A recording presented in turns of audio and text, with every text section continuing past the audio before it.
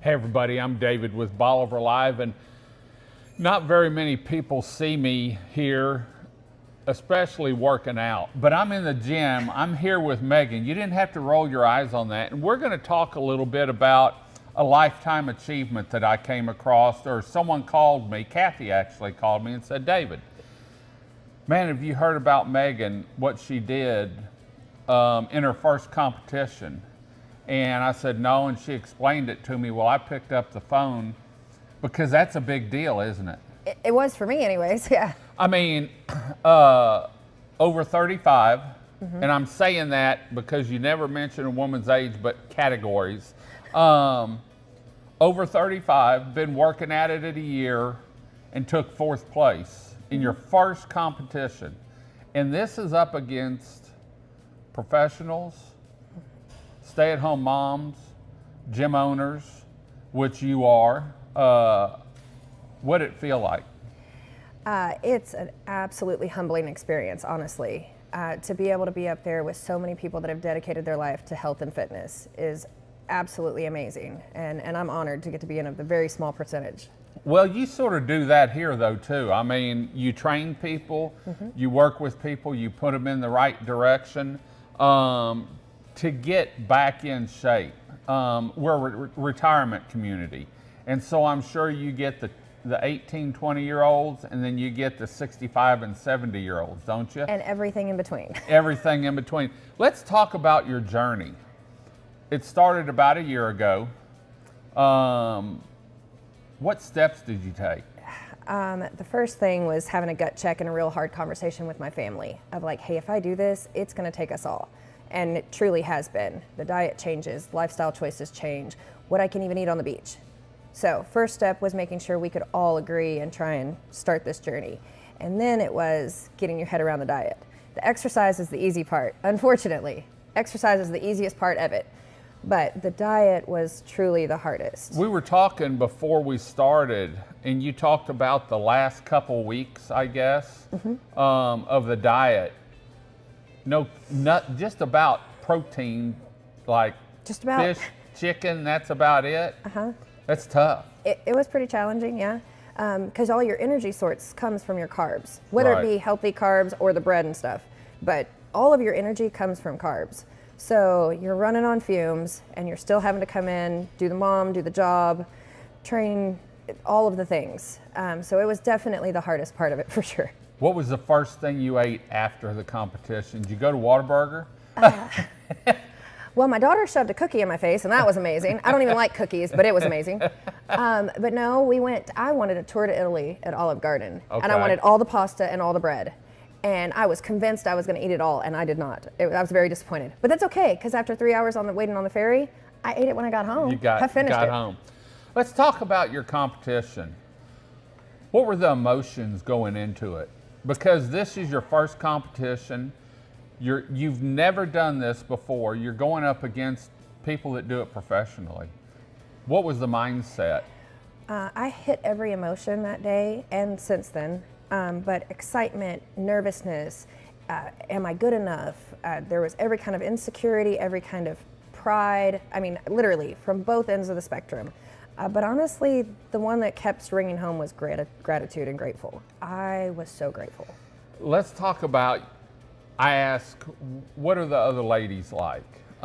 Is it a cat and mouse? And you said, you know, David, they're really all humble. They were nice. You said, when I came off the stage, I was so scared, I was shaking, and they all comforted you.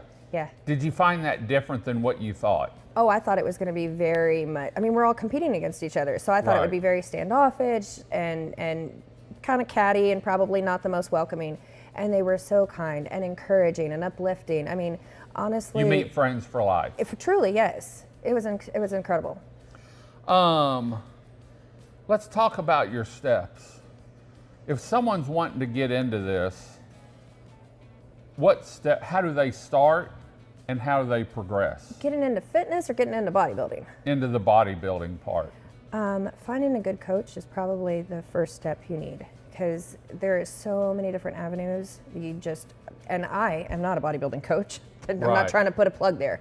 I'm just saying in general, getting a good coach, because they can guide you through posing and diets and all of the things that you don't even think about, what to pack on the day. I mean, Right. it could have been a much more stressful situation.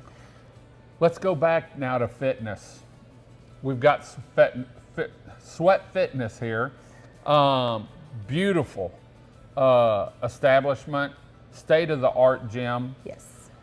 What steps should someone take if they want to just get into shape? You know, they're tired of sitting at home. We're coming into fall and winter. Weather changes. You've got to get out and do some stuff. What's some steps they should take, and can y'all help them? We can help with any step along the way. The hardest thing you're ever gonna do is lift the door handle of the gym. That's the hardest lift in here. Once you get in here, it's easier after that. Okay. And we've made it much more of a community and trying to make it like a little Sweat family in here. And to where people hang out and they'll hang out around the water cooler and Right. share workout tips and tricks and things like that. We do have an over 65 population that's prominent here. This is kind of a local Their hangout. Their hangout. But finding a way to make it fun is the most critical part of it. Finding something you enjoy, get on a schedule that works for you. Repetitive. Yes. At least doing it 4 or 5 times a week, even if it's only for 30 minutes a day. Get in and move. Okay. That's truly the biggest part. The rest of it kind of falls into place. What do you offer? Because you train people here. I know several people that you work with. How do you help people get to that goal, or at least get started? The biggest part is making them accountable.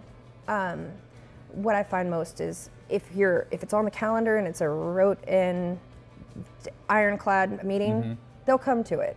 Okay. So now they have to meet me at 8 o'clock. So instead of just getting the membership and it's sitting over there collecting dust with your key fob, no, you're actually using it. You come in.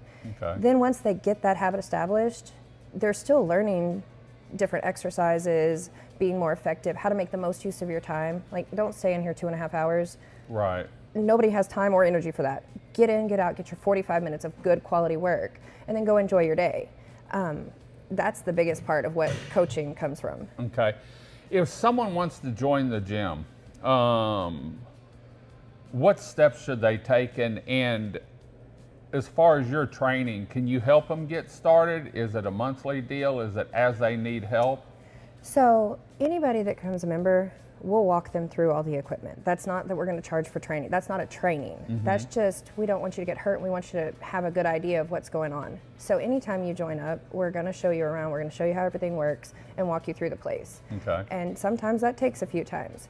We are here most of the time. Okay. So even as you build and you progress, you'll forget stuff we said, or you'll see something new and want to try it out. We're always here to answer questions. Okay. Training's a different story, but just as far as getting a membership and getting in here, we're always here to help. And y'all have several different memberships. You've got weekly, you've got monthly. If someone's down here for vacation, they can come in and work out 2 times and just stay on their schedule from what they usually are. And we've made it a lot more accessible for our visitors too. So we actually have a week pass with a key fob, because not every visitor wants to come during our business hours. That way they can still come in. If their schedule is 5 a.m. at home, they want to normally be able to keep that schedule, because again, that's schedule and repetition is important. Right.